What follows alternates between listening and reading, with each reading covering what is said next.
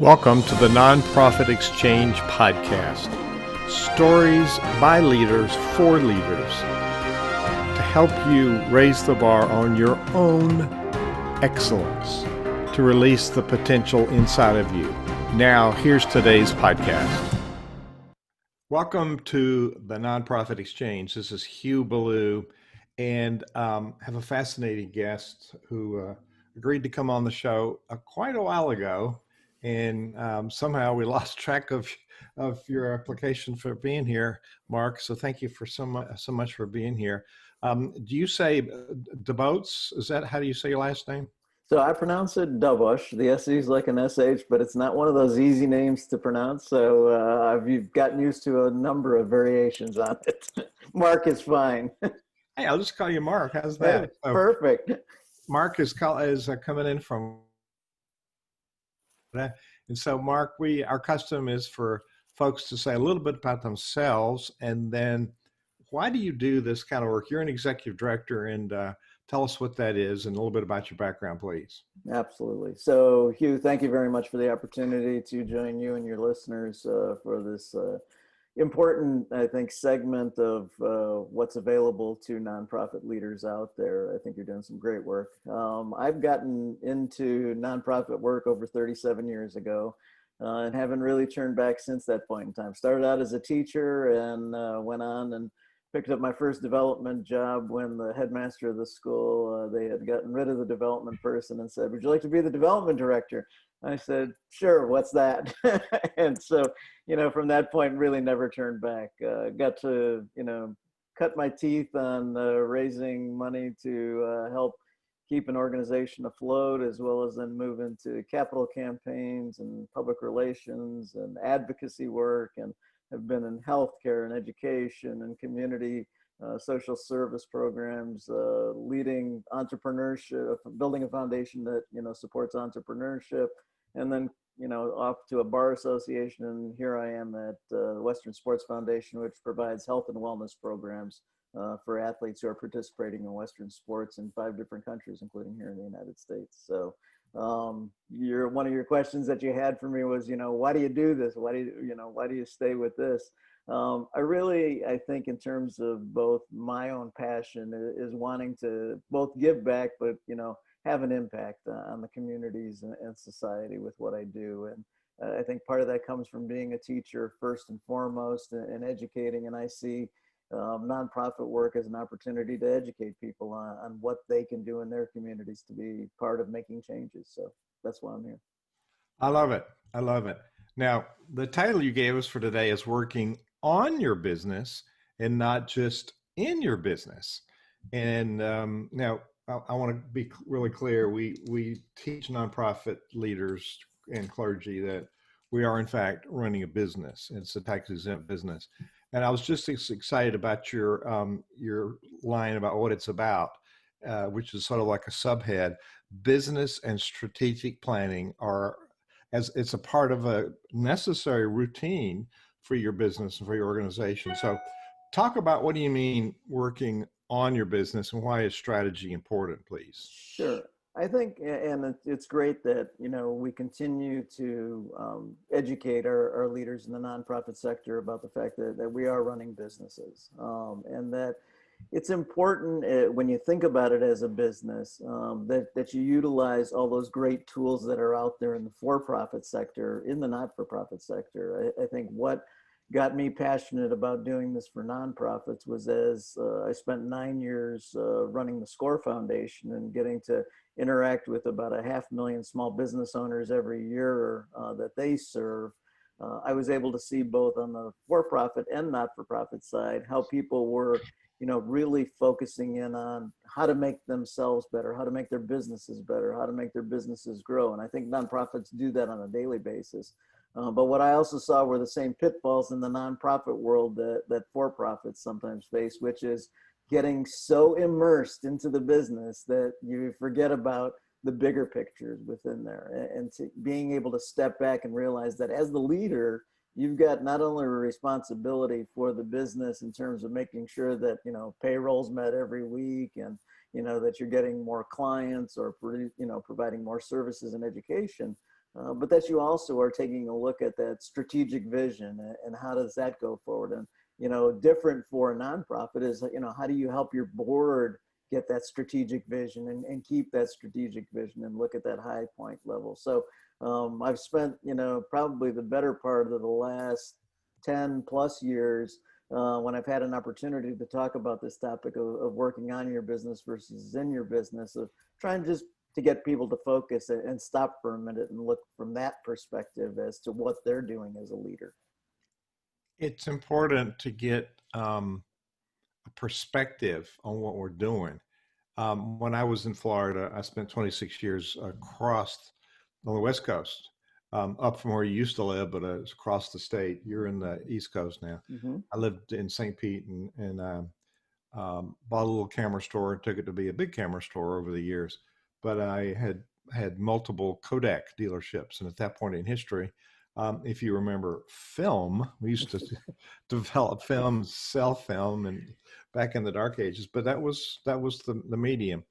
And Kodak owned silver imaging in the world. Basically, this is before digital imaging.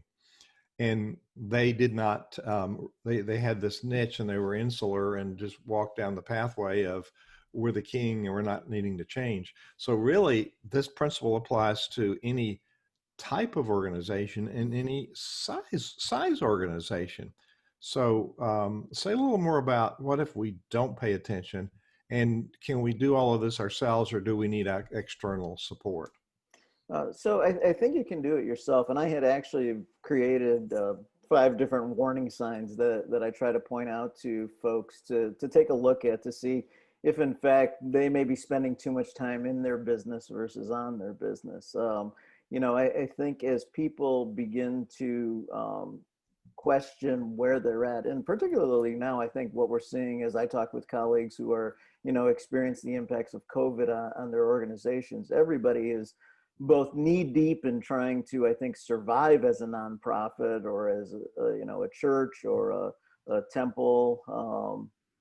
And I think what's important is that while it's integral that you're staying extremely involved and hands-on through the process, this is not going to last forever, and we are going to have to make sure that we've continued to prepare what our vision and our direction is moving out of this. Things may be changing for you, but if you're not also doing some strategic planning on that right now, that's going to, create its own set of problems as you move out of it. So, let me just touch on, a couple of the warning signs that I give to people relative to this, that maybe you're working, a little bit too much in your business and not on your business. So what are those? So let's go with the first one. You're not questioning enough anymore. You find yourself, basically what you're just doing is, moving in a project to project mode. So everything's about just getting the work done, and, there's no time for anything else going on. So, you are just busy all the time, because you have to handle all the minutia that seems to be going on in your business. And so you're just involved in that. And you really don't spend much time thinking about, what's going to happen a month from now, 6 months from now, maybe not even a week from now, because you think it's just so critical that, you've got to be in charge of everything that's going on with that. So that's the first one that I point out as a potential warning sign for people. A second one is that you're not listening enough anymore. Unless you're a solo entrepreneur, whether it's for profit or, sort of running your own organization by yourself, you probably have 1 or 2 other people who are interacting with you. And if you're in a not-for-profit, you also have a board. So you definitely have other people. But as the leader, you find that you stopped relying on those people, who are either working for you for their insights, the line people who maybe are experiencing things that you're not necessarily seeing. But because of the fact that you're the leader, you think that you've got the sole responsibility and the weight of the world to make sure that the organization succeeds. So you stop relying on other people in terms of listening to them, and not necessarily seeing where problems are surfacing that they could bring to your attention, or maybe have tried to bring to your attention, but you just haven't been listening to them.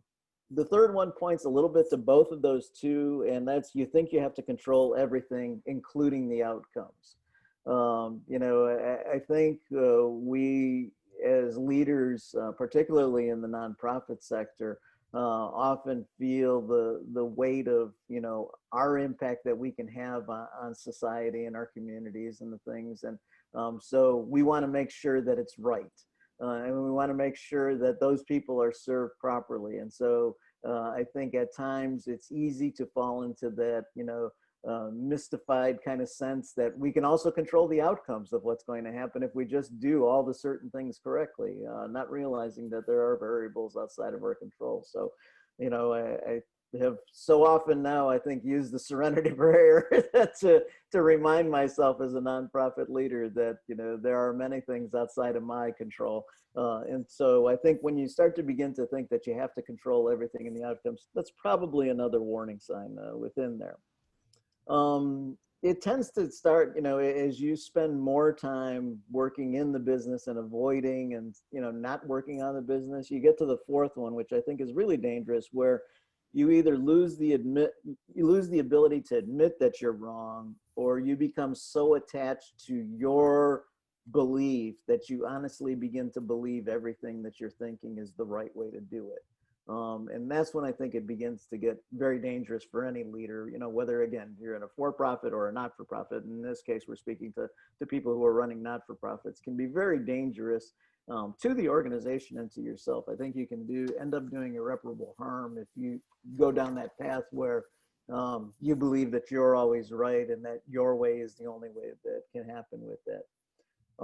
And then finally, I think once, you start to either echoing that and you move into what I'll call the fifth warning sign, using the phrase more than once in the past couple of weeks, I just don't have the time to do anything else, is really more an excuse. It's basically you rationalizing that you don't have the time, or that, you're so engrossed and cannot see the vision any further that you're really in danger of making some bad decisions and, some misfires in your organization. So those are the five that I try to point out to people to, take an assessment, step back and take an assessment. If you see any one of those five, in your current leadership role, it might be time to, look at yourself and say, well, so where am I at with things right now? Of course, I don't know anybody that has any of those issues. Um, it, those are, I mean, you certainly have hit the nail on the head. Those are the classic issues. Those are the classic issues. And, and from where I standpoint, Center Vision Leadership Foundation is about supporting effective leadership. And that's the central point of making things happen. We're the influencers. Doesn't mean we're the doers. We lead people and we empower people and we engage people, but we have to be really clear on where we're going. So the piece about the strategy is so critical. And I think people that get in these traps are very insulated from reality. And then there's some that are lacking self-awareness, I guess is a way to say it. We don't have a team of people that can punch holes in our theories, give us straight feedback, and we're not surrounded only by the yes people who tell us what they think we want to hear. And that's there's so many, and yes, we're busy. We don't have time to talk about leadership. We don't have time to write goals. We don't have time to write a strategy. We just got to work. And then we run off a cliff and we wonder why. So I think there's lots of what people term as reasons, I call excuses. So, for instance, there's a couple that come to mind that I hear more than once. One is, oh, I don't need a strategic plan. That's going to limit my creativity. I need to be spontaneous. And then the second one is, oh, I don't have time to write goals. I know where I'm going anyway. So, how do you respond to those? I call them excuses. I think, relative, I'll start with the second one there in terms of goals and writing things down. I had a great mentor and boss who often said, that which is written down is what is attended to and what's measured. And I think there's a lot of truth to that. I think once you put something into writing, you have a greater tendency to not only pay attention to it, but you have documented something that you can reflect upon and move towards. My other favorite sort of catchphrase that goes along with that is that, if you don't have enough time to do it right in the beginning, when will you have enough time to do it over? Uh, and so, I think it's important that people, spend some time. And I think people or think that when you talk about strategic plans or you talk about business plans or you talk about goals, that these have to be 40-page documents. I mean, I've seen business plans that are 2 pages long for people. I've seen strategic plans, and in fact I just got done working with an organization of a colleague, helping them out, and it ended up being about, I think, 4 or 5 pages in total. Focusing on those things that are important and being able to synthesize things down and simplify them for yourselves really is what's going to be important. So I think you can reduce the excuse, or remove it and turn it from an excuse into an advantage for yourself by saying, okay, I'm going to take the time and commit to writing 3 most important things that we need to accomplish at a high level over the next 6 months. Do it in bite-sized pieces. It doesn't have to be a 5-year plan. It doesn't have to be a 3-year plan. If the best that you feel you have the energy and the leadership to provide right now is, just in this period of time, that's going to be important. But put it down in writing so you have something to go back and reflect to, and something that you can hold yourself accountable to. Well, it's a difference between a dream and a reality and a commitment. You write it down, you're committed to it, and plus, everybody knows where we're supposed to end up. I subscribe to the philosophy in Napoleon Hill's Think and Grow Rich and his principles of success. And all the leaders had what he called definiteness of purpose. They had specific, achievable outcomes. And taking that, writing it down, provides energy for your team. And actually, your strategy, your roadmap is an engagement tool. People actually know when to show up and what to do because there's a roadmap for them to follow. So these are subjects near and dear to my heart, and you're speaking to them very, very, very capably. And you speak. We like having these expert interviews because people have been there, done that, and know the reasons why it's important. Now we're in a little period of quite a shakeup, and I think there's a possibility the worst has not yet hit us. We're in October. People will be listening to this podcast maybe years from now, but we're in 2020 in October, and we're multiple months into the COVID situation where we've been limited in the things that we can do. And we're hoping sometimes we'll go to a place where we can meet again. And so going back to, and people are calling it a new normal, which I reject that idea of anything, even normal. I think it's a new radical. We have to reset the bar. We have to rethink how we operate because things have changed drastically. And by the way, maybe the things we were doing before weren't that good. And it's time we can take a break and rethink them. While we're on Zoom at home, we could be doing some things to rethink the future. What thoughts do you have about how leaders can equip themselves to take advantage? And it's an opportunity to reboot. It's a tragedy, it's a crisis, but it's also an opportunity to reboot and do something different. What do you think? What would your thoughts be for people willing to think creatively? Yeah, and I think I'll pick up on one thing that you said towards the end there in terms of an opportunity for sort of stepping and rechecking some of the things that we're doing right now because maybe they weren't all that great in the first place. I think, and I've seen it the most in the nonprofit world, probably more than I saw it in the for-profit, small businesses that I was working with. In that we have a tendency to feel, do the same things because one, they sort of work, so they pass enough muster in terms of whether it's revenue generation or program delivering. So they pass enough muster not to get severe critiques to it, but are they the best way that we can be doing things? And we are creatures of habit, and we don't like change. And I think in the nonprofit world, both of those are really strong suits for how nonprofits operate. But this is more than a once in a lifetime opportunity to stop and say, I can really look at something, stop doing it potentially, and see what happens if I do something different as a result of it. Everybody's had scale backs both in revenue as well as service delivery. And so I think we're being forced to look at how we do things and what can we do differently at this point in time. I was just reading an article about, organizations that relative to their fundraising have not yet embraced virtual or online, and, are still hesitating to do that. I think the hesitation comes more from the fact that they're just fearful of what is, because they don't know it, and I think people don't want to try things that they don't know and don't understand.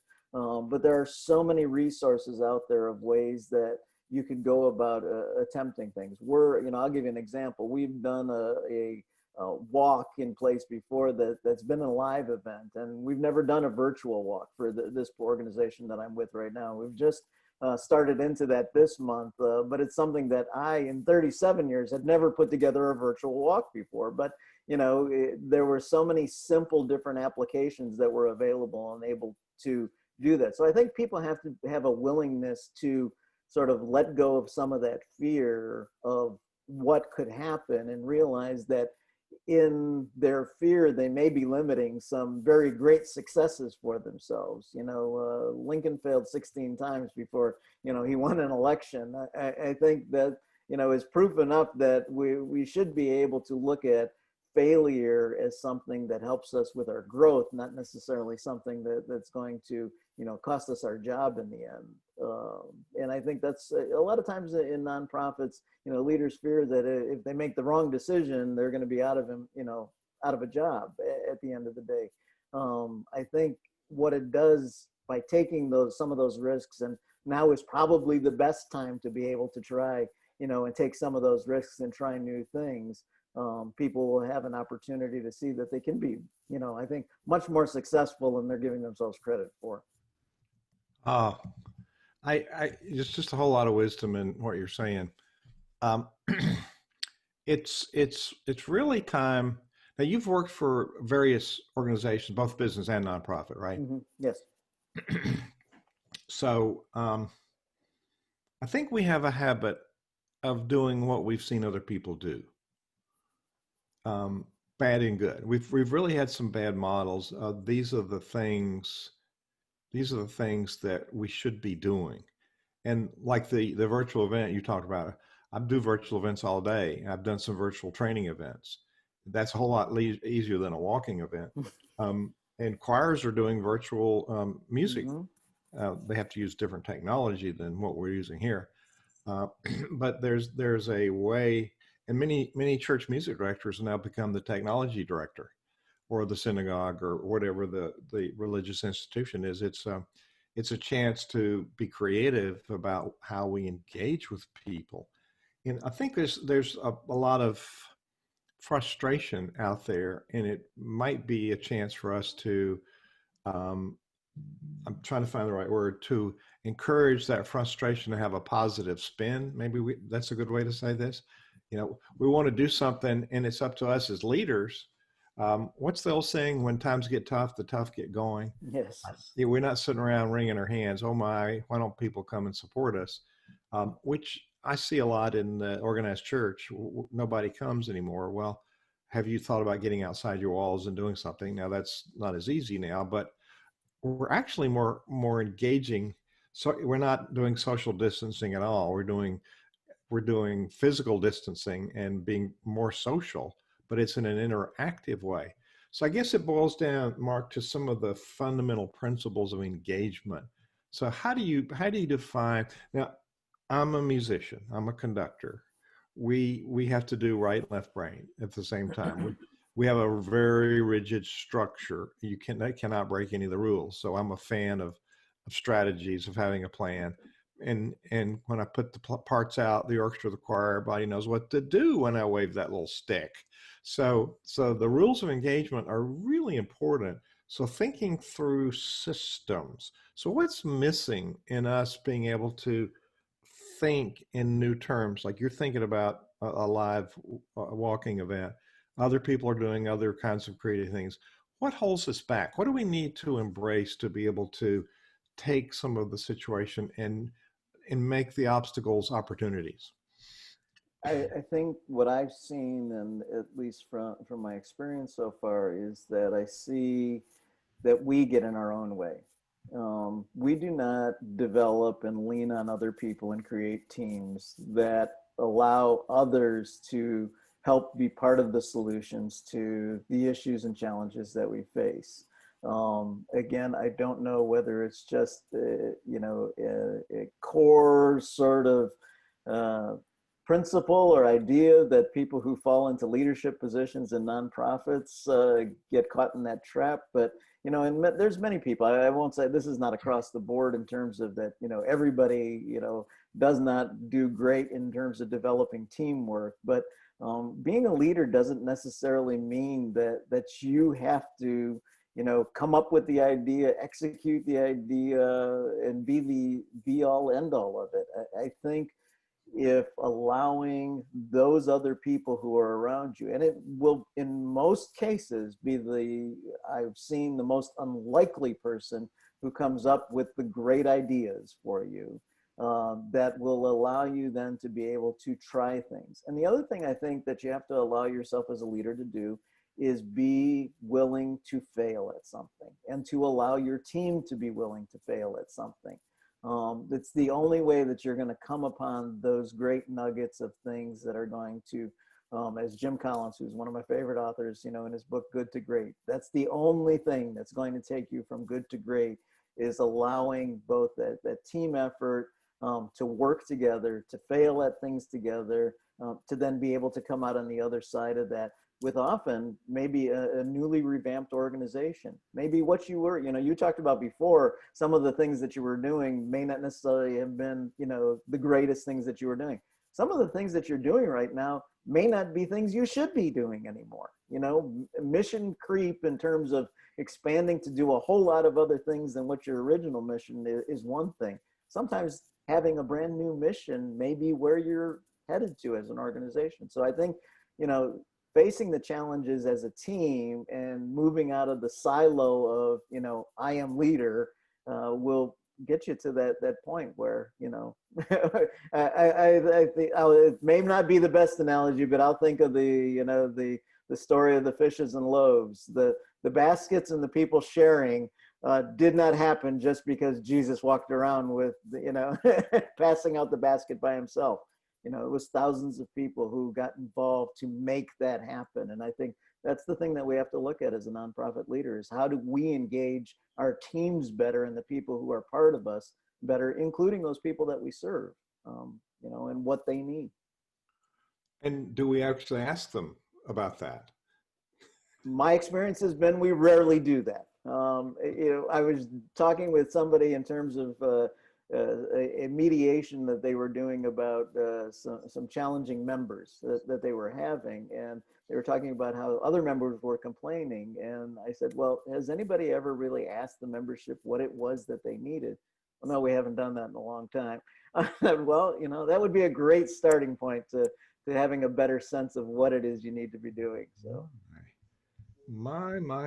Well, at least they were honest about it. this is true. Center Vision Community is nonprofitcommunity.org, and we encourage you to check it out from that page. So you've given us some challenges to look at. So I said the theme that I see in those 5 questions or warning signs. You said, here's 5 warning signs. I saw the theme as lack of awareness, and you piggybacked on that.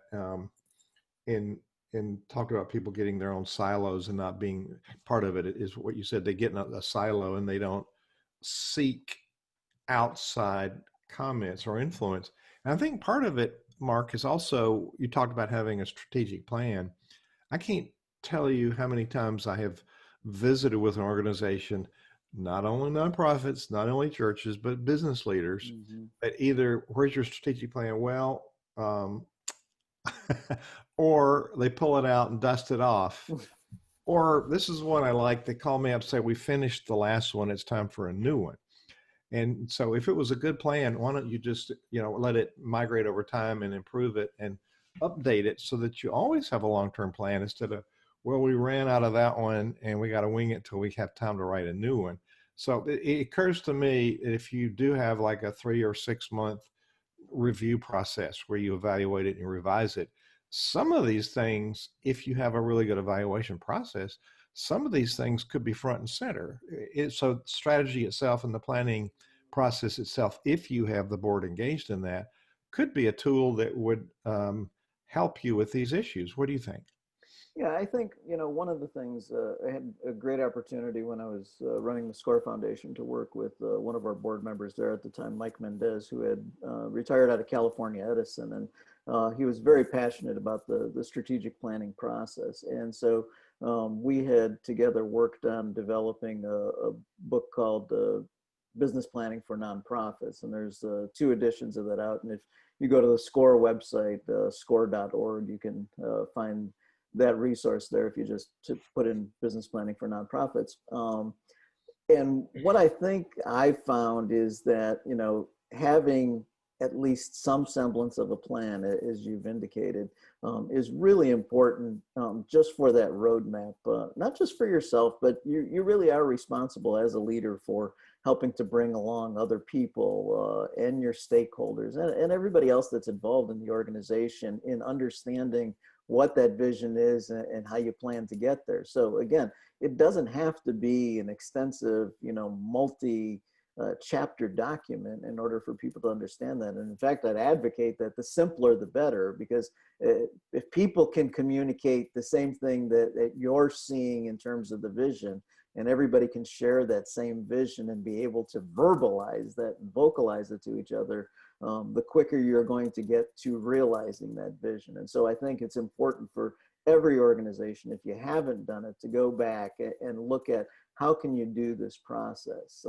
I've had the good fortune of participating with another colleague and her group in terms of doing a virtual strategic planning process, of which I had been involved in many half days and full days and multi-days of strategic planning, activities and events. This is the first time I got to participate in a virtual one. And it came off just as well in terms of being focused on just those things that they needed to get done versus, trying to tackle a ton of things around that. So I think, again, COVID's given us an opportunity to do a lot of things that maybe we wouldn't thought of doing. The virtual environment's given us a lot of opportunities to do things that we know have to be much more succinct and simplified and not in duration, because nobody's going to sit on Zoom for 3-4 hours. If you can create agendas that, are 45 to 60 minutes in length and very focused, that's what you should have been doing in the first place. This has now forced us into that reality. So I think relative to your own strategy, take that half day for yourself as a leader and go and identify what are those 3 or 4 things, bring them back to your team, spend that time in that way. So what do you do for yourself? Springing a question here on you. What do you do for yourself to keep your leadership skills and your planning skills honed in? So I try to at least quarterly take a half day for myself to both look at what are my goals as well as my organizational goals and what have I accomplished relative to that. I try to stay up on some of the current literature relative to planning and how people are facing some of the challenges in the types of organizations that I'm facing right now, as well as those also outside of that, because I think there are a lot of lessons to be learned. So whether it's a marketing challenge I may be having, I can look and I can read a lot of the literature of how other nonprofits may be facing that. But what I'm finding is that, people are people. And so how the general community is responding to this whole thing that's going on has some impact in terms of even how the for-profit businesses are looking. So I spend a fair amount of time, when I'm not, working, to also look at some of those other things for myself from a professional standpoint. Good for you. Would you be open to entertaining questions from people who are listening? Absolutely. All right. We have Mr. Rash, we have Jeffrey, we have Bob. Bob, your mic is open. You want to go? Hey there. Yeah, I'm certainly glad to be here. Unfortunately, you can't see who I am. I'm amongst those children. Um, I assume that I got on late, but I'm obviously sitting in the seat that I sit in 8 hours a day. Um, I used to be in front of people. I used to be able to talk and interact and see people's faces and below the belt and what kind of shoes they have. Now I can't, of course, but you know what? I'm getting used to it. And I'm not sure that when we go back face to face, that I'm going to want to always do that because this is so easy. I've been on Zoom all morning, and I took a little lunch break, and here I am back again, and I'm not unhappy. And I appreciate what you have to say, though, about this topic. I don't have a question necessarily so, but I'm just intrigued of the fact that you're talking about most of us and our lives and the way we're spending it today. And well, I guess we better get used to it. Am I right? I was having talked to, I was talking to one of our board members who's involved in a Fortune 500 company, and you know, they faced similar kind of situation where they said, you know, a lot of things that we thought we had to be in person for, we don't have to be in person for anymore. And you know, so I think that, you know, there will be changes to how we do things. I think to a certain extent, some of that will go back to, you know, the way it used to, but not all of it. So I think if we can figure out which is the best way, and, you know, for us in nonprofits, and I'll speak from the fundraising standpoint, you know, I think if we can determine what's best for how the donor wants to be approached nowadays, I mean, I think some people will still go back and still want to actually see and talk to you, but I think there's going to be people who are going to have found the comforts of Zoom and phone calls as, you know, just as good as in person. So. Yeah. Bob is author of this book, Philanthropy Misunderstood, and has taught me a lot about the multiple aspects of philanthropy and the different kinds of philanthropy. So, Bob, thank you for being here. It's Thank you, Bob. always good to be here. Mr. Rash, down in Bob's in Dallas, Texas. Ahmed, you're in Bedford and runs Legacy International as Worldwide Impact. What questions do you have? He's founded 4 different organizations. So what questions or comments do you have for Mike today?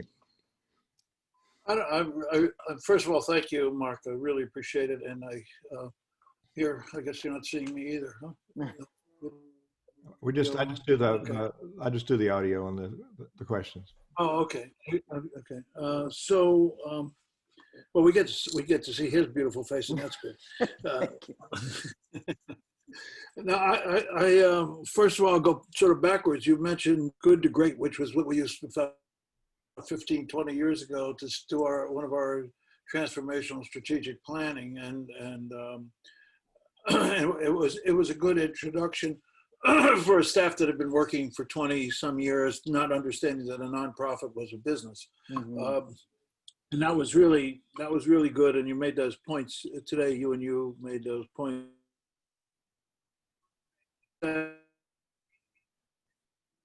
About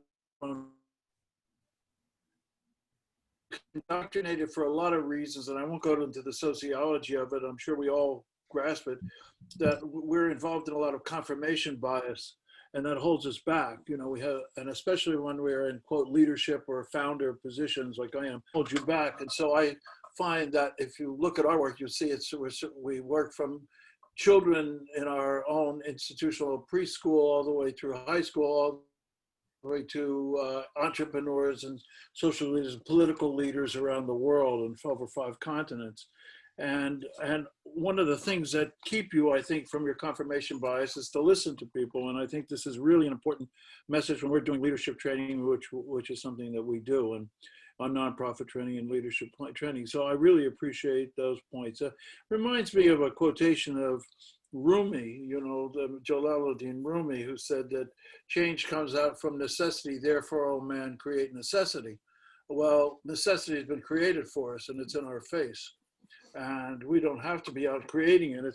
We're seeing it, and we're seeing people dying out of this necessity to take a new perspective. So I think that those of us who are involved in leadership on a social, innovative way, or with entrepreneurs, like many of us are, organizational leadership, we have to also realize that we are simultaneously involved in community leadership And to me, our organization, and I'm sure that this is something that resonates with you, and I know it does with you, Baloo, which is that that an organization needs to really be clear on its values. We're a values-based organization, and what I call universal values. What do we share with other people?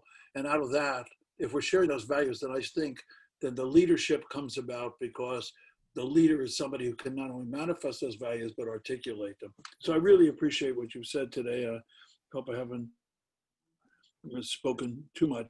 You're good. You're great. Sheikh, Sheikh Rashid, you always had lots of really good. So I'm gonna go back to Mark. He's Mark. Those are some well experienced and really good people there. So back to any comments on those before I go back to the question? No, thank you very much. I concur 100%, and I'm grateful. It's always good when you're bringing information to folks to have that validated by people who have got long time experience as well as varied experiences out in the field. So thank you for those comments. So we've covered a lot of areas. So back to the 5 warning signs. Short of writing them down and posting them on your mirror, how do people keep themselves alert to the potential that we need to upgrade some of our systems? Because there's the let's stick to it. We're committed to it. It's going to work. But how many times do we do that when we realize we're climbing the ladder and the ladder's on the wrong wall, so to speak? So how do we get around the wisdom piece of this is so often lacking? How do we figure out if these 5 things apply to us? So I think it's important for leaders to commit to themselves to, I think at a bare minimum, commit to 2 half days a year for themselves that they put on their calendars. It's immovable, sacrosanct time that they're going to go out and away from their office to focus on these things in terms of their plans and where they're moving, and to give themselves a tune-up and a checkup. We all take our cars in for oil changes. We all take our cars in to get tires rotated, things like that. Somehow we can't seem to make the time to check on our own, business that we spend the majority of our time in our lifetime working. And so, what I suggest to people is that they make that commitment to at least twice a year to do it. Preferably if you could do it quarterly, that would even be better. To step back and have that review with yourself, and then take back what you found, to your team to talk about, what you've discovered in that process. I think it's a healthy commitment to you, not only professionally, but personally, because I think as we examine the things that we're doing, the things we go through, we also learn a lot about ourselves and how we've changed over the years. To think that, I'm the same, nonprofit leader that I was, 37 years ago when I first started into this, I'd be kidding myself that I haven't, if I have not learned anything over 37 years, I probably, shouldn't be talking to people about leadership and how to best achieve some change in your life. Hopefully, I feel like I've grown considerably thanks to the many mentors and the opportunities and what I've learned. I mean, the things that I'm sharing with you today are not, new revelations that somehow I came up with in the middle of the night. These are great things that I've learned from a lot of other great mentors along the way. And I think one of the things that I've learned is that you've got to take the time and make the commitment to yourself to do this. If you don't, you're making the mistake. Nobody else is making the mistake. Only you can control this. This is one of those outcomes you can control. And so I'm, pretty vociferous about that notion that only you can do this as a leader. Absolutely, and you can control what's between your ears. So those are wise words indeed. So there comes a point when we need to, maybe the word is retool. How do we retool, and how do we think about, sometimes, and right now it's a good time for retooling because we have unknown future and the worst may not have hit us yet as far as the economy goes. So how do we think about retooling and not thinking it's defeat or a negative thing for us as leaders? I think one of the things that I've seen and that I myself have practiced is looking at, again, and it goes back to, something that you had pointed out before, looking at, reassessing all the things that you are doing right now, and putting some valuation and evaluation on those things to how are they performing for you? Are they just, are they at fives or are they at nines and tens in terms of the success and the outcome? And what are the measurements that you're giving to that? Sometimes it's one thing to say, we've served 1,000 people, but have we made any impact on those thousands of people? I mean, how many things are outputs in the work that you're doing versus outcomes? What is the difference that you're actually making with things? And I think that's how you begin, in my mind, to go about retooling, because then you're looking at what it is you're trying to impact and change versus just straight numbers of people that are being served. It's always great to say, we serve thousands of people, but have we really made a difference? And when you start getting yourself to thinking about what difference are we making, then I think you're retooling. Otherwise, all you're doing is just moving the deck chairs around to see how many more people you can serve. The deck chairs on the Titanic. In some cases, yes. In some cases. So, what's the other thing I was going to get? Oh, yeah. Let's go back to your title. Yeah, and people use this perspective a lot. Very few do much about it. And so, what are some of the problems we could rise?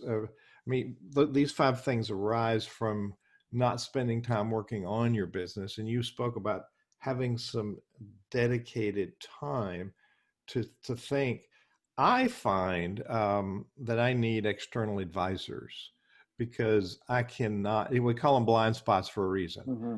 And that's why people, and Center Vision has lots of resources. I've personally written, I have 10 books, 10 online courses, and a whole bunch of these interviews and a whole bunch of webinars on trainings on different aspects. So Center Vision has a lot of content, but people don't always look at the content.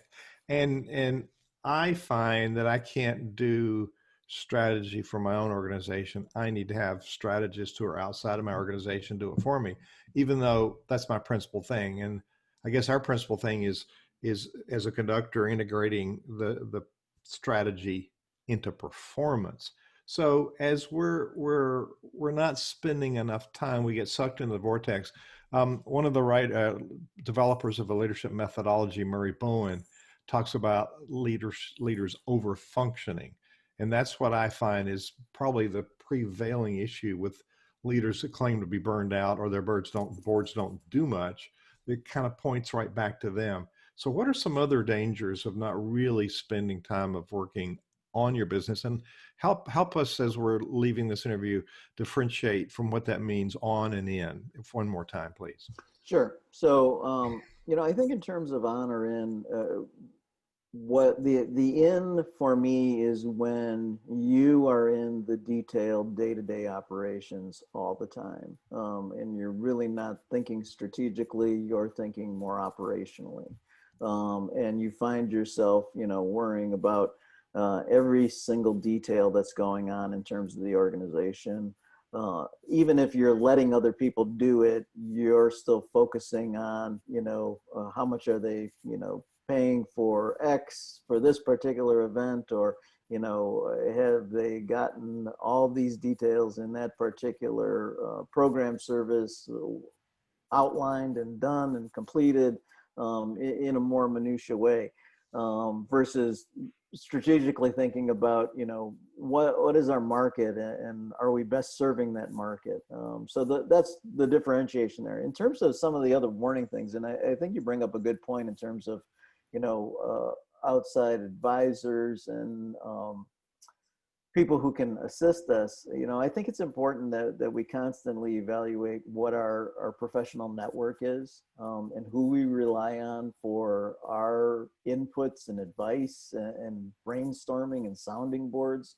If you don't have sounding boards, I think it's one, never too late to get them. But I think particularly now in these challenging times as a nonprofit, that you have and put into place some folks that you can share. And if you want to think of it as commiserating, fine. I think of it more as, having an opportunity to share ideas with, to be able to get inputs and either validate or negate the thought process that you're going through.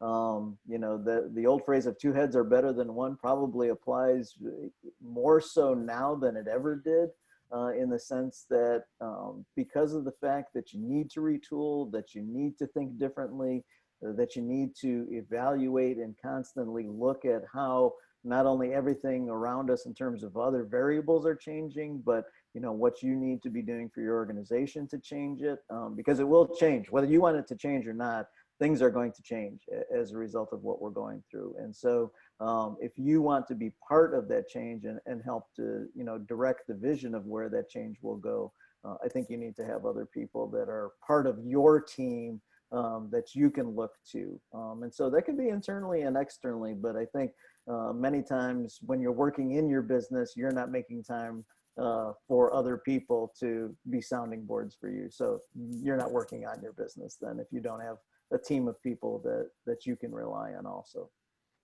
And you're helping us remind people that we are running a tax exempt business.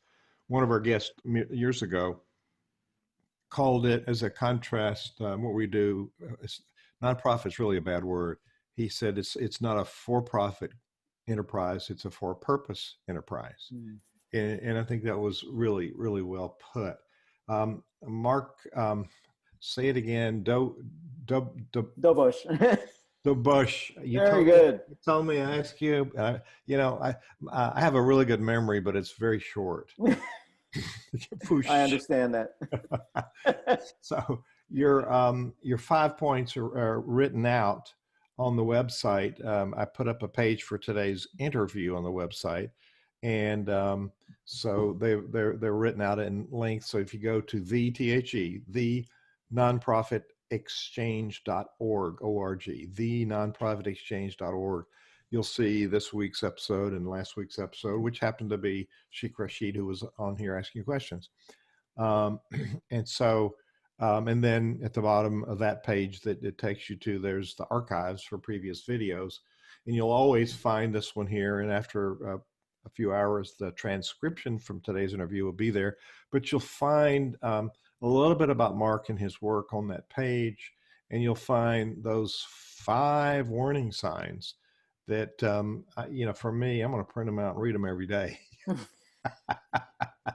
Not to worry. I won't obsess over them. I think it's sort of like, I encourage boards to write their guiding principles for how they work together, because everybody knows how to run a meeting, but if we got 10 people, we have 11 opinions. Yes. Someone is schizophrenic. So we've got different opinions on things. So how do we agree on how we work together? How do we come together and build consensus? And also invite boards to write a covenant, I promise. And so if people say, I promise to do something, there's a buy-in. So I would love to be in the organization that you lead. You've got so many good things to say to people. I'm going to do a sponsor moment and then come back to you for a closing word of wisdom or a challenge or a thought that you want to leave in people's minds. Then there's a lot that people can catch up on and listen to this as a podcast. And you can find this at thenonprofitexchange.org. And there is a place that you can subscribe, no matter what your platform or what kind of phone you have. You can subscribe to the podcast by the same name. So our sponsor today is Easy Card. It is easy, 2 letters, easy. The Easy Card for CenterVision is you send a text to this number, 64600. 64600. It used to appear there, it doesn't anymore. And the letters are LDR in the message. So in your texting program, 5 digits, 64600 is the number. And then in the message, you put LDR and you get this for your phone. You can save it on your screen. And we're looking at the nonprofit exchange today. And here, if we click on this, we see the interview with Mark, and we see ourselves on the video. There's the title of it, and there it is. Your video's coming up, and I'm seeing myself on video, so I'm going to stop because that's scary. So, Mark, thank you for sharing these nuggets with us today. What do you want to leave people with this after this really great interview? Thank you, first of all, for everybody who attended, and Hugh, thank you very much for the opportunity to be able to talk with the audience today and share this information. I think my closing thought is one of my favorite Eastern quotes that I had learned when I was at Friends School in Detroit from the headmaster there, who was almost mystical at times as the head of the school. But his favorite quote that he had shared with us, and which I've carried with me, is, "I have drunk from wells I did not dig. I have been warmed by fires I did not build." And so whatever I've been able to share with you, all of you today, I hope that it benefits you and the many people in the communities that you serve around the world. Thank you. Well, and thank you for being our guest today. We're all richer because of your wisdom. Thank you, sir. Thank you very much.